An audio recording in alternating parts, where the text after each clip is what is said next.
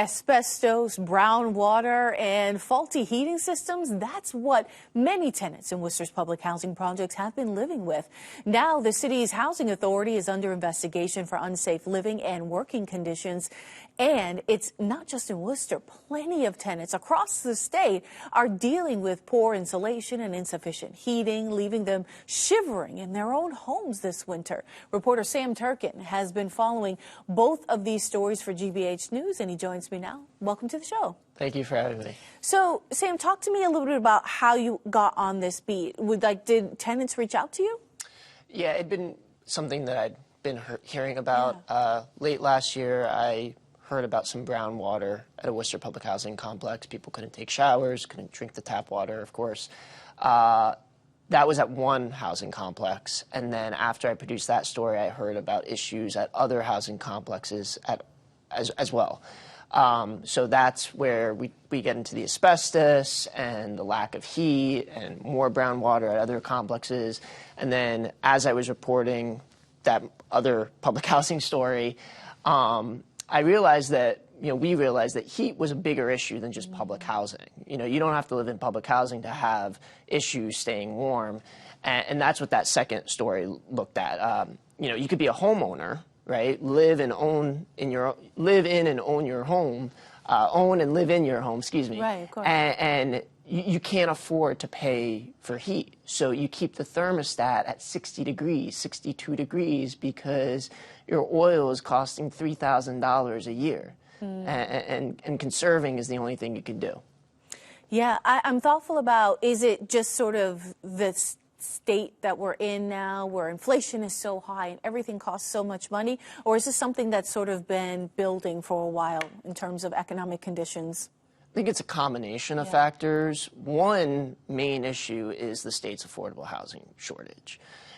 Because what housing advocates say is with nowhere else to go, when you can't afford to go anywhere else, you have to put up with what you're dealing with. So a lot of these residents are suffering through and settling with poor conditions because they know they can't afford anywhere else. And they're looking. They're spending day and night looking, and they just can't find anything. Yeah, in fact, we have a soundbite from a tenant complaining about the fear of retaliation if they speak out, and showing a letter sort of that's threatening lease enforcement. So let's take a look at that. Eviction is the word number one in everything. Eviction, eviction, eviction, eviction. And that's why people don't talk. They're afraid that housing will evict them. Is this something that you were hearing when you were talking to folks? Yes. Eviction is the concern on people's minds, regardless of whether it's public housing or market rate housing. To give you an example, for that story focused mainly on heat, I spoke to one resident who was living in her living room, inflating an air mattress in her living room because her bedroom has holes in the walls, so cold air flows through those holes, and her bedroom becomes a freezer at night. So she spent December shivering in bed almost every night, going through it, and then she decided, I just can't do this anymore. I'm going to stay in my living room, which does stay warmer, and she inflates her mattress and lives through that and lives that way. She's complained to her landlord. She even withheld heat at one point. Then she got concerned about them trying to evict, so she kind of gave in a little bit. And since then, they've been telling her they're going to fix the issue, but they haven't. And it kind of illustrates the power that landlords have over renters, as we were saying before. Now, to be clear, not all landlords are like this. In fact, mass landlords, which represents small landlords around the state, they say, look, we got to keep our tenants warm.